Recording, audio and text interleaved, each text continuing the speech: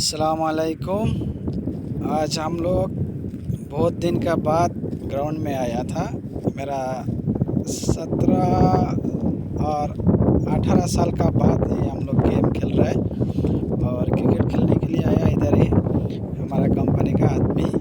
इंशाल्लाह आज ये ग्राउंड है हमारा, ये हमारा फ्री से देखने का बहुत अच्छा है। पूरा जगह पूरा खुला है, देखिए। इंशाल्लाह आज खेलने के लिए आया, बहुत दिन का बाद देखेगा। আমরা আজকে আমরা এখানে ক্রিকেট খেলবো। আর বিশেষ করে আমাদের যারা কোম্পানির লোক আছে সবাই কিন্তু এখানে আসছে।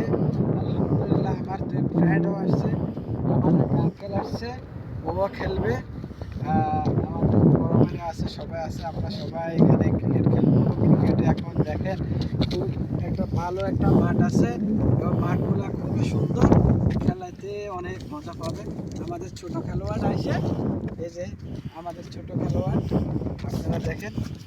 আর খেলাটা খুব উপভোগ করবেন আপনারা। আমরা তো একটু ভিডিও দিছি। हमारा बॉस इधर अभी पूरा रेडी कर रहा है, देखिए हमारा बॉस इधर है। इंशाल्लाह